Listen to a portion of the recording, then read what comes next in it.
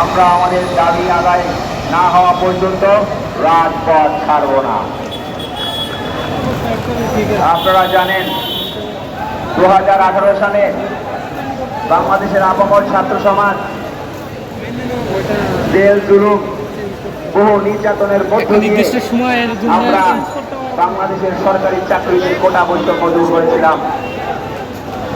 আমরা আমাদের এই দাবি আদায় করে যখন আমরা ঘরে ফিরেছিলাম তখন আদালতে একটি রিট হয়েছিল যে বৈষম্যের দূরকরণের ফয়সালা আমরা রাজপথে করেছিলাম। সেই বৈষম্য দূর করার ফয়সালাকে আদালতের কলমের খোঁচায় আদালত সেটিকে বাতিল করে দিয়ে বাংলাদেশের সরকারি চাকরিতে আবারও 56% কোটা বহাল রেখেছে। আমরা বাংলাদেশের ছাত্র সমাজ হাইকোর্টের এই ফরমাইশি রায় মানি না। হাইকোর্টের এই ফরমাইশি রায় বাংলাদেশের ছাত্র সমাজ মেনে নেবে না।